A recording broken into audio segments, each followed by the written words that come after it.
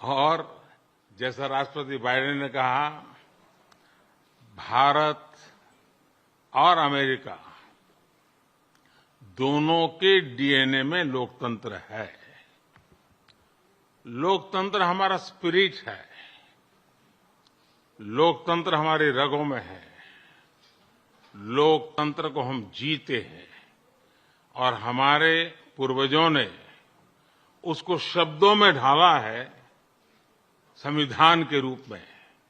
और हमारी सरकार लोकतंत्र के मूलभूत मूल्यों को आधार लेकर के बने हुए संविधान के आधार पर चलती है। बीजेपी हिंदुस्तान को तोड़ने का काम कर रही है, नफरत फैलाने का काम कर रही है, हिंसा फैलाने का काम कर रही है। आप बहुत अच्छी तरह जानते हो कि नफरत को नफरत से नहीं काटा जा सकता है। नफरत को सिर्फ मोहब्बत काट सकती है और हम नफरत से लड़ते हैं, इसलिए हम मोहब्बत की बात करते हैं। और हमारा संविधान और हमारी सरकार कास्ट, क्रीड, रिलीजन, जेंडर, किसी भी भेदभाव को वहां जगह नहीं होती है। और जब हम लोकतंत्र की बात करते हैं, तब अगर ह्यूमन वैल्यूज नहीं है, ह्यूमैनिटी नहीं है,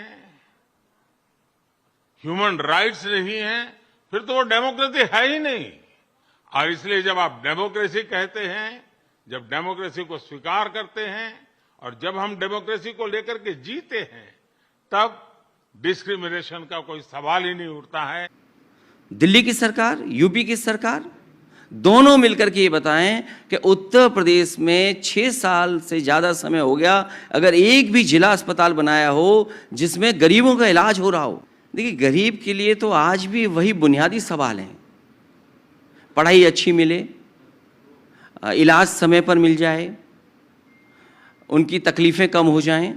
लेकिन आज हम पीछे मुड़ करके देखते हैं तो जो सबसे अच्छी व्यवस्था गरीबों की थी, जो उनके घर पर एम्बुलेंस पहुंच जाती थी, वो एम्बुलेंस क्यों नहीं पहुंच रही है? गरीब को इलाज क्यों नहीं मिल पा रहा? दावे बड़े बड़े हो रहे हैं कि ये मेडिकल कॉलेज बन जाएगा, ये मेडिकल इंस्टीट्यूशन आ जाएगी, लेकिन ये सरकार बताए कि अगर एक भी जिला अस्पताल इन्होंने बनाया हो, जिस जिला अस्पताल में मरीजों का इलाज चल रहा हो, अगर एक भी अस्पताल बना हो। और इसलिए भारत सबका साथ, सबका विकास, सबका विश्वास, सबका प्रयास, उन मूलभूत सिद्धांतों को लेकर के, और इसलिए हम चलते हैं। अगर हम शुरुआत करें तो ये लगता था कि बड़े पैमाने पर इन्वेस्टर्स आ रहे हैं उत्तर प्रदेश में। आज इन्वेस्टर ढूंढे नहीं मिल रहे हैं।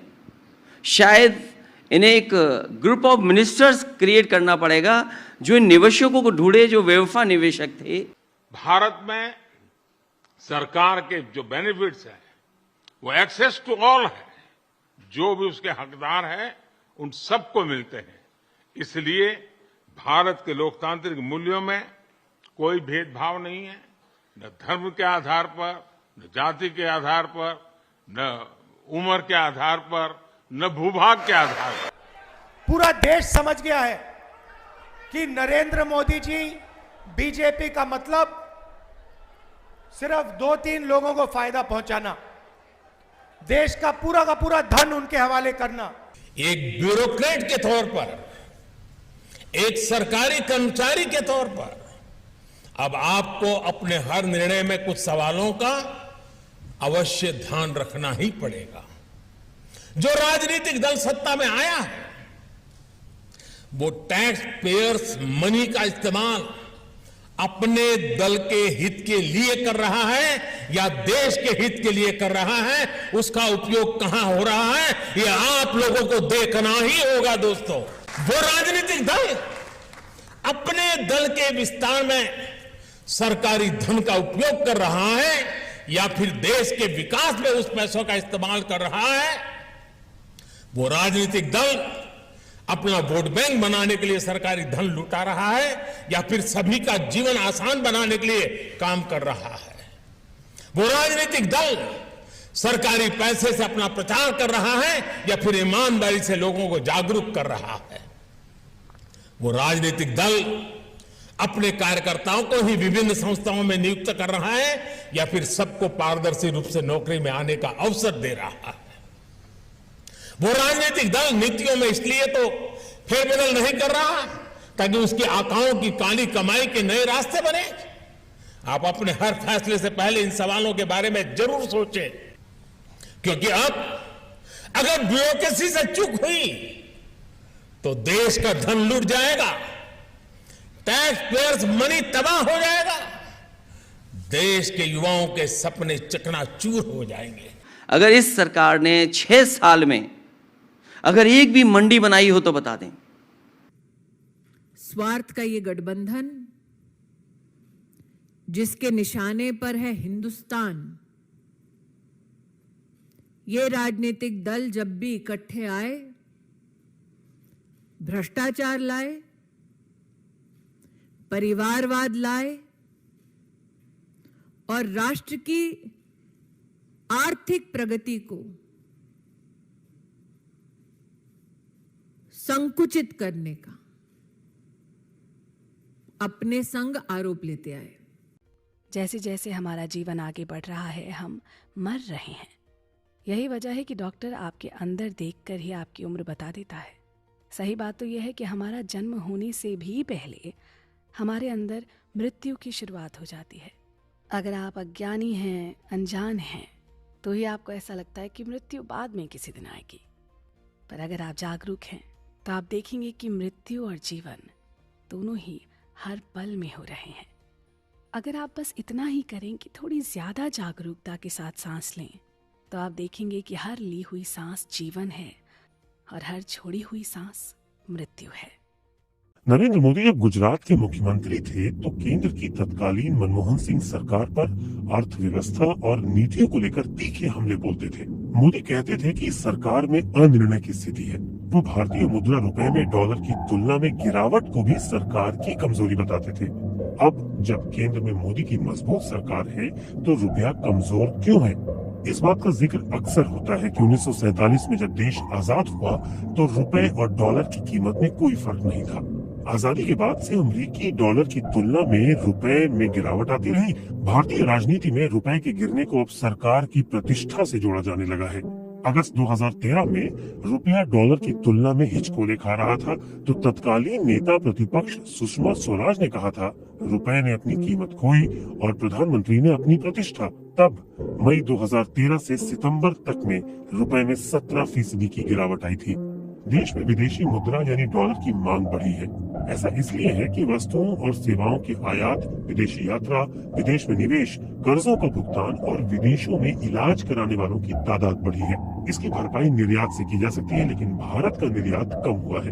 भारतीय अर्थव्यवस्था के लिए अभी मुश्किल ये है कि व्यापार घाटा लगातार बढ़ रहा है और कमजोर होते रुपए का असर आम आदमी पर भी पड़ता है। पेट्रोल और डीजल महंगे हो जाते हैं, आयातित सामान महंगे हो जाते हैं, विदेशों से आयात किए जाने वाले कच्चे माल महंगे हो जाते हैं। हालांकि कमजोर मुद्रा के बारे में कहा जाता है कि इससे निर्यात को बढ़ावा मिलता है। ऐसे में रुपए का कमजोर होना ठीक है या मजबूत? मनमोहन सिंह की सरकार गठबंधन की सरकार थी और कहा जाता है कि गठबंधन की सरकार में कड़े फैसले लेना आसान नहीं होता, इसीलिए अनिर्णय की स्थिति रहती है। अब जब केंद्र में मोदी की मजबूत सरकार है तो रुपया क्यों कमजोर हो रहा है? किसी देश की मुद्रा का कमजोर या मजबूत होना वहाँ की सरकार से कितना नियंत्रित होता है? वैश्विक अर्थव्यवस्था में किसी भी देश की अर्थव्यवस्था की सेहत केवल घरेलू कारणों से ही प्रभावित नहीं होती है। अगर भारतीय मुद्रा रुपया कमजोर हो रहा है तो इसका कारण वैश्विक भी है। 1991 में नरसिम्हा राव की सरकार ने डॉलर की तुलना में रुपए का 18.5% से 25.95% तक अवमूल्यन किया था। ऐसा विदेशी मुद्रा के संकट से उबरने के लिए किया गया था। इसके बाद रुपए में गिरावट किसी भी सरकार में नहीं थमी, वो चाहे अटल बिहारी वाजपेयी पीएम रहे हों या अर्थशास्त्री मनमोहन सिंह। और अब मजबूत मोदी सरकार में भी ये सिलसिला थम नहीं रहा। हमारे जो पेपर्स पढ़ते हैं, हमारे जो साथ जो इकोनॉमिस्ट है, इन लोगों के साथ बात करने से एक पॉलिसी के बारे में एक पर्सपेक्टिव मिलता है। और अगर आप अखबार में पढ़ो तो इकोनॉमिक्स के व्यू कुछ और आता है। तो इन दिनों के बीच जो फर्क है ये हमें कुछ अजीब लगता था। और इसकी चिंता है कि लोग सोचते हैं कि इकोनॉमिस्ट लोग बेवकूफ़ हैं, तो इसलिए लिखा कि हम लोग इतना बेवकूफ़ नहीं है। चिंता कई है कि इन्वेस्टमेंट रेट काफ़ी धीमे हो गए हैं। 2014-15 में जो था उससे कम आ रहा है, ये काफ़ी चिंता का बात है। वो जब देश खतरे में है तो सब लोग को एक साथ होके कुछ नई तरह का सोचना चाहिए। मैं सलाह दूंगा कि आप प्रोफेशनल्स जो है, हमारे कई अच्छे प्रोफेशनल्स हैं, जैसे रघुराम राजन, गीता गोपीनाथ, इनसे बात कीजिए, क्योंकि इनका काफ़ी इससे इन लोगों से अच्छा बहस मिल सकता है। मैं यही नहीं बोल रहा हूँ कि इकोनॉमी पूरा बंद हो गया या कुछ नहीं। हो सकता है कि कुछ 5% हो रहा है, या 3% हो रहा है, या 6% हो रहा है, लेकिन जितने साइंस आप देख सकते हो, इसमें लक्षण है जितने हैं, उसमें कई चिंता के लक्षण हैं। कॉर्पोरेट टैक्स में काफ़ी पैसा गवर्नमेंट का जो आमदनी था वो कम गया, उसको बढ़ा। वो अगर वही करना था तो वो पैसा मैंने तो गरीबों को देता था।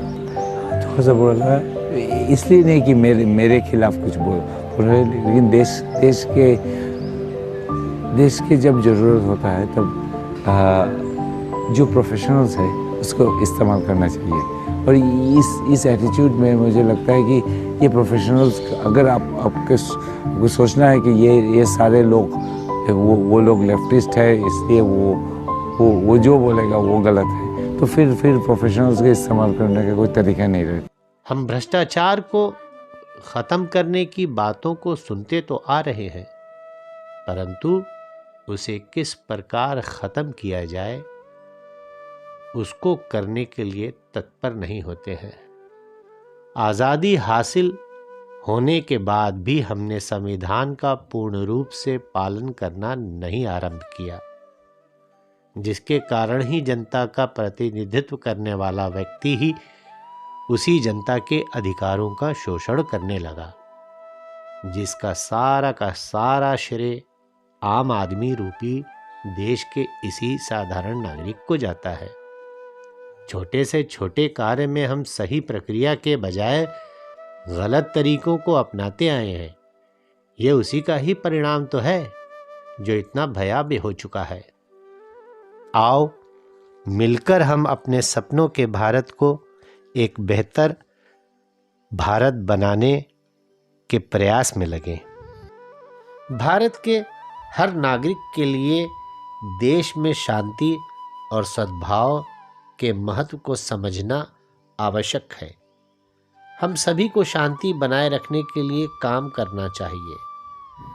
भारत अपनी लोकतांत्रिक व्यवस्था और धर्मनिरपेक्षता के लिए जाना जाता है, जो देश में शांति और सद्भाव सुनिश्चित करने के लिए अपने सभी नागरिकों को राजनीतिक और धार्मिक समानता देती है।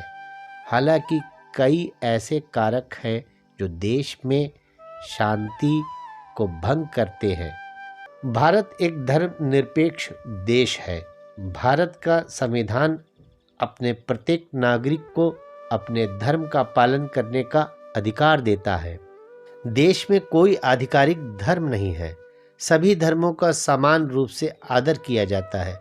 सभी धर्मों का सम्मान देश में शांति और सद्भाव को बढ़ावा देने का एक तरीका है।